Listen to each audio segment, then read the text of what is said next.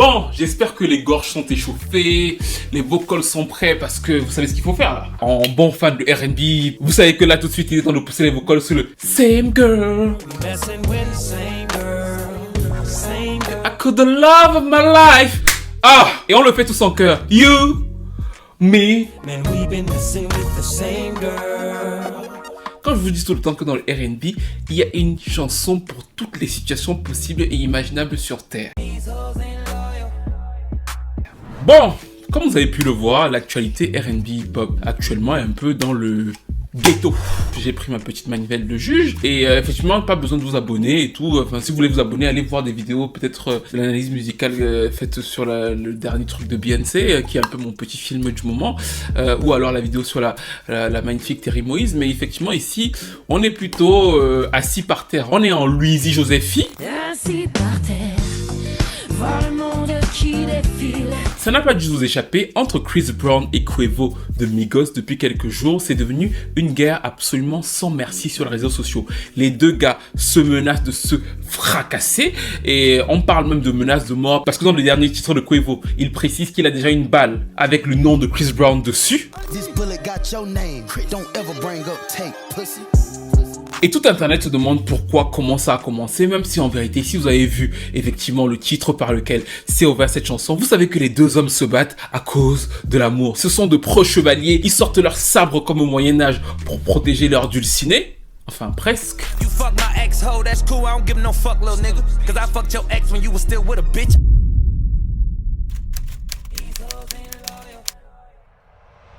Et tout commence donc par Chris Brown et la relation qu'il a eue avec une jeune femme qui s'appelle Karrueche. Vous la connaissez peut-être, c'est un peu sa relation la plus populaire après celle qu'il a eue avec Rihanna. Et à l'époque, ils étaient ensemble, c'était une relation plutôt mouvementée en on and off. Et dans cette période-là, Chris Brown était plutôt pote avec les Migos. Ils ont enregistré plusieurs chansons comme Whipping, Just for Tonight que j'aime beaucoup,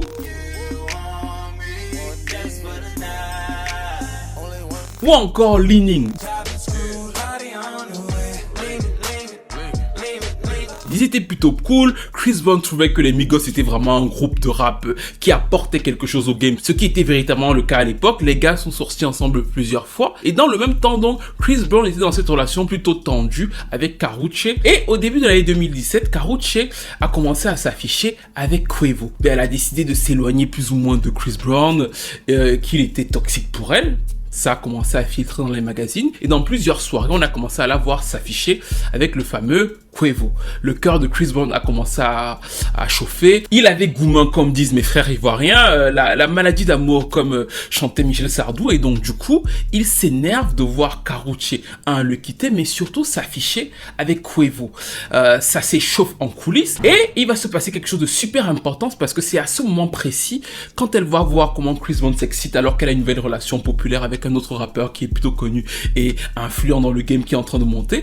Karrueche va décider de faire un truc très important pour elle et pour la carrière de Chris Brown, avoir une ordonnance de restriction. À l'époque, vous vous rappelez que Chris Brown la menace énormément par texto, il lui promet de l'envoyer voir Aaliyah. Lors du jugement de cette ordonnance de restriction, on va voir que il lui envoie des textos, 100 textos par jour, je vais faire de ta vie un enfer, rends-moi tout mon argent, rends-moi toutes les choses que j'étais offertes. Et en fait, il passe son temps à envoyer ce genre de messages. Sauf que du coup, Karrueche étant désormais engagée avec Quavo, elle va porter plainte afin que Chris Brown ne s'approche plus du tout d'elle. Il y a d'ailleurs une photo de Karrueche en compagnie de Michael B. Jordan. Et là, on voit Chris Brown venir écrire dans les commentaires « I'm a kill blood ». Je vais tuer rouge.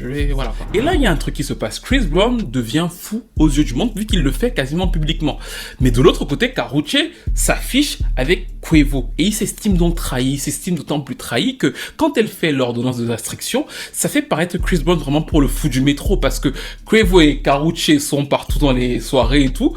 Et lui se dit, c'était mon pote, il n'avait pas à toucher avec la meuf avec laquelle je sortais. Et deux, le fait qu'elle demande l'ordonnance de restriction contre moi et qu'elle joue la belle vie avec lui, en fait, c'est vraiment une putain de trahison. C'est pour ça que lors des BET Awards 2017, où les Migos auront déjà un clash avec Joe Budden, Le clash principal de la soirée, c'est la fameuse bagarre à l'after party avec Chris Brown. C'est-à-dire que dès qu'ils vont le croiser, Chris Brown va vouloir en découdre. Sauf que Offset et Takeoff, étant les potes et du groupe Migos de Quavo, ils vont défendre Quavo et ça va entraîner une sorte de bagarre générale. De laquelle Offset dira après à Chris Brown, sois tranquille parce que nous aussi on est prêts. Maintenant, Quavo et Karrueche vont s'éloigner. Chacun va prendre sa petite route à partir de 2017. Quavo va se mettre dans une relation avec une rappeuse très connue qui s'appelle donc Saweetie et Karrueche va avoir d'autres relations. Mais il se trouve que les flammes vont revenir, l'amour va ressurgir et à partir de 2022, on va les revoir s'afficher ensemble quand Quavo aura rompu de sa relation et quand l'autre aura rompu aussi de sa relation. C'est les retrouvailles comme dans Amour, Gloire et Beauté. Je vous ai dit, on est dans le ghetto. Quand ça se passe comme ça et que Chris Brown les revoit s'afficher ensemble sur les réseaux sociaux, il pète un câble et il menace Quavo. Il lui dit, toi-même au basketball, là je suis prêt à te prendre et tout et tout et tout et tout. Quavo lui répondra, je n'ai pas peur de toi. Tout en continuant donc du coup à s'afficher avec Karrueche. Au cours des derniers mois, il va y avoir d'ailleurs des interviews de cette jeune dame qui va dire que oui, elle est jeune, elle vit sa vie, ce qui est tout à fait normal et que elle n'a pas de compte à rendre. Surtout pas à son ex qui a une ordonnance de restriction contre elle et qui la menace plus ou moins ouvertement de mots. Du côté de Quavo, on ne va pas avoir de réaction jusqu'au début de l'année 2024 à la Fashion Week. Effectivement, les deux se retrouvent à la Fashion Week et ils sont obligés de s'asseoir au même endroit. Et on voit, et d'ailleurs ça avait fait bondir sur internet, comment l'ambiance était tendue et Chris Brown va confirmer qu'effectivement, oui on est assis là mais ce n'est pas mon pote en fait. Ils sont assis tous les deux et les gars sont vraiment courroucés, ils se font pas de eye contact, c'est vraiment des chevaliers qui se disent dès que je sors là je sors mon sabre, mais vu qu'on est obligé de faire bonne figure, on va faire bonne figure.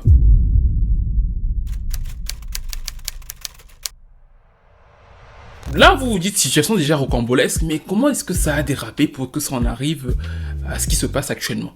Bah, ça a dérapé parce que Chris Brown fait la promo de son dernier album qui est vraiment pas mal. Cet album s'appelle 11-11, c'est son 11e album justement. Et à la base, je trouvais que le concept de cet album était sympathique parce que c'était 11 chansons. Après, il a décidé d'en faire 22 chansons et maintenant, il a décidé d'en rajouter encore 13, donc du coup, ça en fait 36 chansons. Vous connaissez, on en a déjà parlé, le topo du streaming, vous savez que beaucoup d'albums sont hyper long sur ça en fait, c'est-à-dire que Beyoncé, Taylor Swift et tous les autres là, vous voyez des albums à rallonge, c'est parce que plus il y aura de chansons, plus tu vas streamer et mécaniquement ça t'augmente tes chiffres, c'est bête mais tout. Au début Chris Brown était quasiment le seul, maintenant vous avez vu que plusieurs personnes le font et Chris Brown est juste le plus gros extrême, c'est-à-dire qu'il se retrouve avec des albums de 58 chansons, ce qui pour moi, même si ses fans ne comprennent pas ce que je veux dire, dessert prodigieusement à son art. Je trouve que là encore plus sur 11-11 parce que je trouve qu'il y a de très bonnes chansons dans cet album en fait. Je trouve que Feel Something est un très beau titre.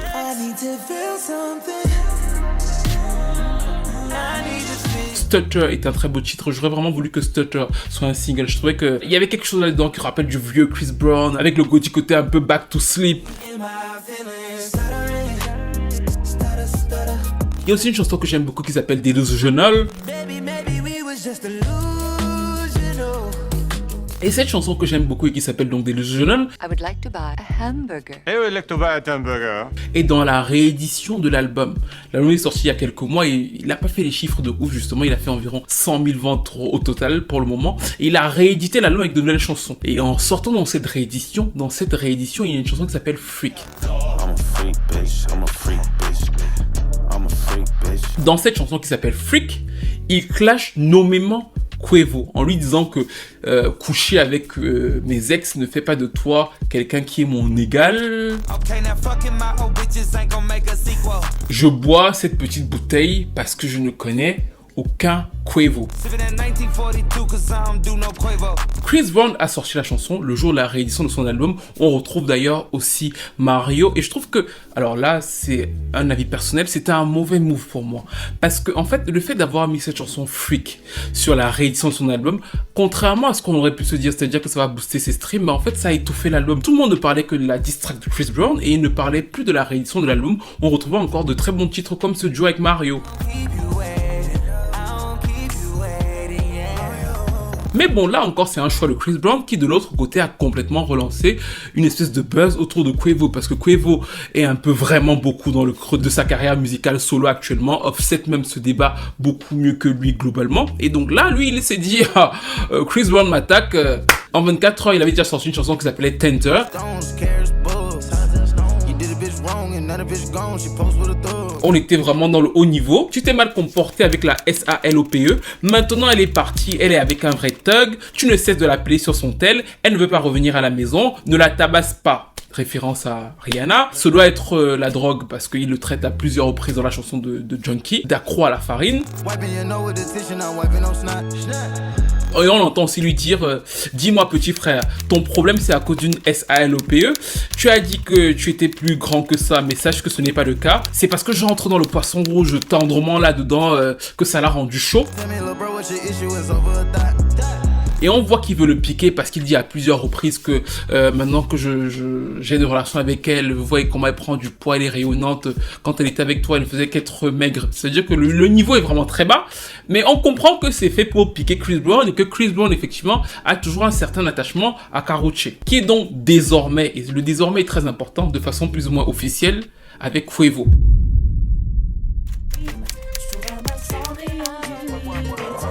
Oui, je suis d'accord avec vous, tout ça est extrêmement gênant. Peut-être pour calmer vos cœurs. Vous savez que l'album de Bryson Tiller, éponyme, est sorti il y a quelques temps. Dans cet album-là, il y a une chanson avec Victoria Monet que j'aime beaucoup. Et je trouvais que dans le refrain, Chris Brown aurait brillé. En fait, je trouve que le refrain de Persuasion, Chris Brown aurait brillé de fou. Écoutez comment Bryson pose, mais si Chris Brown l'aurait posé, il aurait pris beaucoup plus haut, de façon beaucoup plus glorieuse. Enfin, j'aurais aimé que Chris Brown pose dessus, que de continuer cette guerre. Mais ce n'est pas ce que Chris Brown a choisi. Effectivement, Chris Brown est retourné en studio. Il a pris une semaine, il a sorti Weakest Link, un titre de rap où il rappe. Et beaucoup de gens étaient surpris de savoir que Chris Brown s'est rappé, alors que franchement, pour le coup, ça fait quand même longtemps qu'on l'a entendu sur plusieurs titres de rap tout au long de sa carrière, mais les gens étaient surpris de le voir vraiment prendre le micro et se dire que je rappe et je vais y aller à fond. Parce que pour moi, en tout cas, mais ça c'est vraiment moi, il rappe 100 fois mieux que Quavo. Sa diction, on entend tout ce qu'il dit. Et ça, moi j'aime bien ça dans les diss tracks par contre. Je trouve que la diss track de Quavo, il y a trop de ad-lib et tout. Non.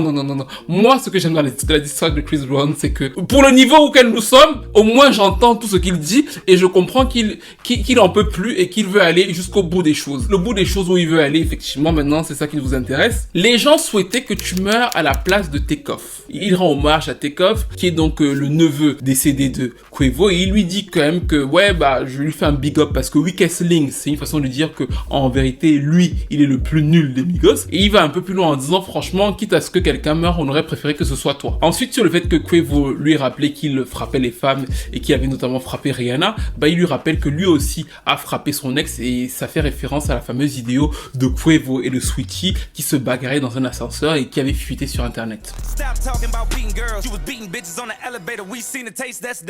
Sur le plan de la musique, il lui rappelle que sa musique à lui est nulle, et un peu plus tard, il y a un truc qui aurait dû clore toute cette affaire, c'est-à-dire qu'ils étaient assis côte à côte à la Fashion Week, ils auraient pu régler leur truc et tout, et Chris Brown lui dit, je t'ai laissé cette fois-là parce que j'avais envie de te tabasser, mais sache que ça va arriver, je vais le faire, je vais bien te cogner.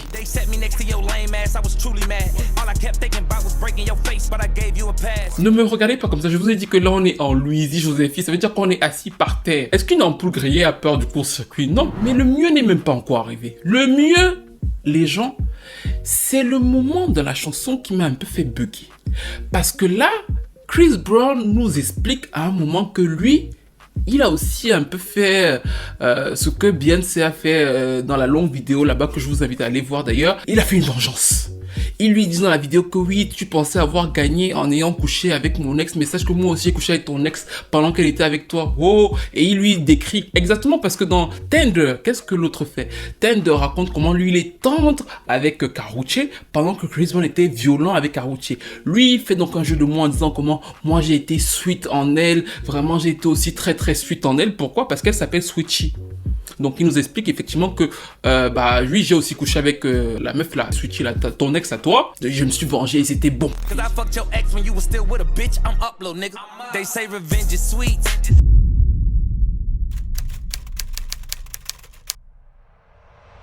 Oui, je suis d'accord avec vous, je sais ce que vous pensez. Les deux devraient aller en thérapie de groupe, c'est-à-dire qu'on les met face au même psychiatre, ils y vont toutes les semaines au même endroit et ils racontent les vrais problèmes qui les occupent. J'ai besoin de voir un professionnel pour parler de tous mes problèmes. Tout est une histoire de vengeance. Vous aussi, vous êtes une p***.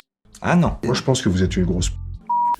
Effectivement, moi je pensais quand j'ai écouté la diss track de Chris Brown qu'il l'avait détruit et qu'au moins on pouvait peut-être passer à autre chose en fait. Parce que, en plus, franchement, en termes de diction, il l'a fracassé en termes de hip-hop en fait, en vérité. Chris Brown a gagné sur le plan de fait se dire qu'on va biffer. Mais en plus, les internautes ont effectivement trouvé qu'effectivement Chris Brown dit la vérité parce qu'il y avait plusieurs vidéos de Chris Brown et de Saweetie dans des studios, à des matchs de basketball. Donc effectivement, les deux se battent pour un problème de femmes. Et ça ne s'arrête pas là parce que juste après, Quavo va sortir une chanson qui va confirmer la chose qui s'appelle donc Over Hoes and Bitches. Donc en fait, Over S-A-L-O-P-E et des S-A-L-O-P-E. Donc en gros, il assume clairement que le beef c'est à propos de ça. Et dès le début du titre, il dit à Chris Brown que Chris Brown est une poule mouillée, que Chris Brown a perdu lorsqu'il s'est battu avec Frank Ocean.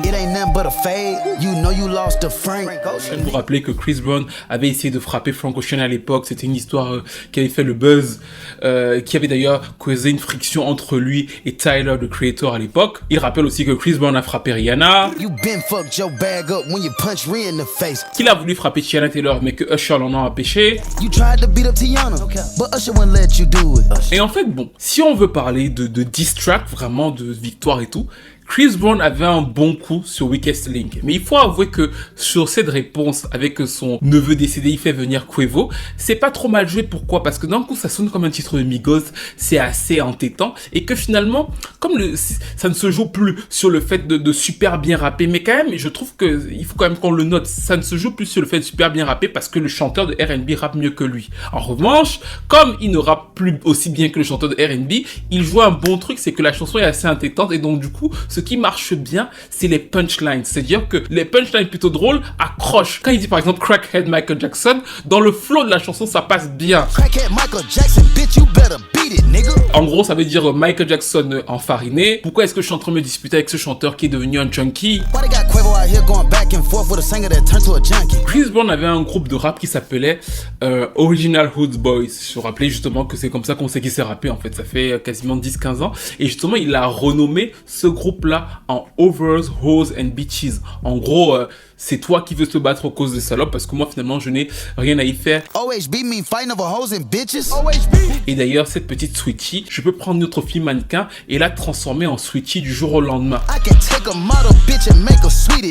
Cette phrase là va faire le buzz sur les réseaux sociaux et va faire réagir la fameuse Saweetie qui va poster une capture écran Instagram. Dans la capture écran Instagram, on voit un message. Le message, c'est un message de qui? De Quavo. Du 14 janvier, mon Dieu, c'est pas possible cette histoire, 2024, où il lui a envoyé un message en lui disant, apparemment au début, on était si proches et tout. Et le message concorde avec ce jour-là où dans la presse paraît une image de Saweetie et de Chris Brown ensemble lors d'un match de basketball. Maintenant que le contexte est posé et qu'il est assez drôle et que certaines punchlines de Quavo accrochent le cocaine goddamn your honor et que bon, ça va lui faire des streams aussi parce que d'un coup, les fans de Migos sont plus ou moins contents de retrouver un peu ce petit truc un peu festif là. Bah, il y a quand même, pour moi en tout cas, dans ce beef quelque chose de beaucoup plus dangereux que les beefs de Drake, Kendrick Lamar et tout, dont je ferai une longue vidéo beaucoup plus fouillée parce que là, c'est intéressant. On est dans pas mal d'antagonismes musicaux et structurels même par rapport au hip-hop. Là, quand même, il y a quelque chose qui, même si on a rigolé sur plein d'aspects ici, qui est plus dangereux que les autres. C'est-à-dire que Chris Brown va en guerre, raconte dans ses stories qu'il fait partie du gang des Pyros, et maintenant d'ailleurs qu'il dit qu'il est officiellement dans le gang des Pyros, c'est pas innocent dans cette bataille avec Quavo. Mais de l'autre côté, ce que j'ai trouvé flippant dans la diss track de Quavo, la deuxième, c'est qu'il le menace de mort à plusieurs reprises. Et ce n'est pas rien en fait. Il lui dit j'ai une balle à ton nom, il dit we stomping the yard. You know how that ends. Et vous vous rappelez que le film Stop the Yard, c'est le film avec Chris Brown et il est tué au début. Il fait deux références à ce film-là et à la mort de Chris Brown au début de ce film-là. Et il lui dit après, est-ce que ce mec veut vraiment mourir pour le poisson rouge? Et je pense que effectivement là on passe dans un autre registre, c'est-à-dire que là où il y a plein de bifs actuellement, Kendrick Lamar, Drake, et que ces bifs là sont super intéressants même sur simplement la base du hip-hop, le fait que Kanye vous dise que ils sont prêts à tout pour éliminer Drake, et justement que Drake tienne, que tout le monde essaie de tomber sur Drake et que Drake finalement tienne, ça peut être super intéressant. Mais là, dans le cas présent, factuellement, moi je trouve que on est dans quelque chose de plus dangereux parce que les deux gars sont prêts clairement à aller beaucoup plus loin, et s'ils se rencontrent pourraient aller beaucoup plus loin pour une histoire qui pourrait vous paraître beaucoup plus banale en fait. C'est-à-dire que je trouve que c'est allé trop vite, les menaces de mort et les menaces de s'échauder sont allées trop vite et non pas faibli avec le temps, c'est-à-dire qu'ils avaient déjà commencé en 2017 et 6-7 ans après ils sont encore en train de te dire que mon gars c'est possible que vu que tu veux qu'on y aille, on y aille, et tout ça pour des histoires complètement farfelues de fesses, et franchement j'ai pas envie de vous dire que l'un est meilleur que l'autre parce que moi je pense que, et ça c'est mon avis, Chris Brown ne devrait pas faire ça parce qu'il a plus à perdre, et je pense aussi que Chris Brown est plus touché par l'affaire entre Karrueche et Quavo que Quavo ne l'est par rapport à l'affaire entre Sweetie. Parce que même le fait qu'ils viennent nous rappeler dans la chanson que oui, j'ai couché avec Sweetie parce que je voulais me venger de toi, je me dis mais ils sont complètement tous fous. Et surtout Chris Brown pour son niveau, Quavo encore, mais Chris Brown pour le niveau qu'elle y prétend, c'est quoi cette histoire que tu viens raconter en chanson en fait? Mais de mon petit avis, vu qu'on arrive à la fin de cette vidéo sur le fameux Same Girl, on le rechante ensemble. Hey, man, we've been messing with the same girl. Autant ça peut faire rire sur internet, autant peut-être que Chris Brown va répondre, autant la mayonnaise, si elle monte très fort entre les deux, elle est bien plus dangereuse que tous les autres bifs. En plus, les Migos faisaient partie au début de leur carrière des Gangster Disciples, Chris Brown qui fait partie des Pirou, enfin, ça peut, selon moi, beaucoup plus déraper que les autres bifs pour des histoires assez futiles. Mais que pensez-vous donc de ce bif entre Chris Brown et Quavo? Être plus team Chris Brown ou plus team Quavo? Comprenez-vous le sentiment de trahison de Chris Brown?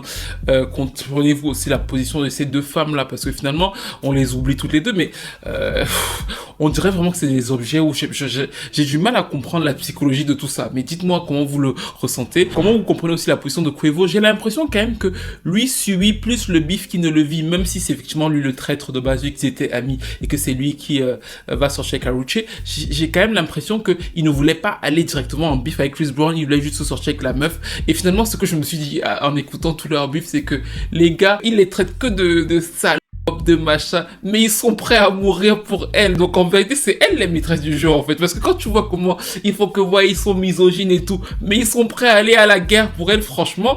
Chapeau à ces filles, chapeau à elle. Sweetie comme Karrueche, respect. Parce que Chris Brown est en train de noyer la promo de son propre album pour aller bagarrer pour un truc qui n'a que très peu d'intérêt pour lui. Parce que Quavo n'a pas de carrière et finalement, le bif redonne des streams à Quavo alors que Chris Brown pourrait se centrer pour booster la promo de son album à lui-même.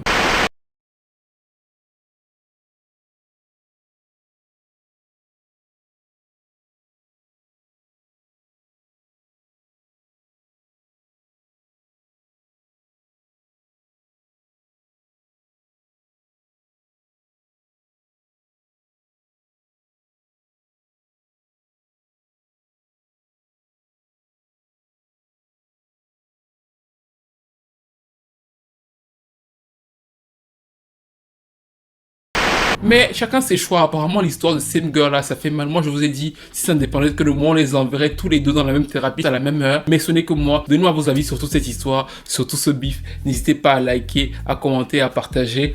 C'était une vidéo un peu légère pour la fin de semaine. Et j'espère vous retrouver très vite pour une nouvelle vidéo.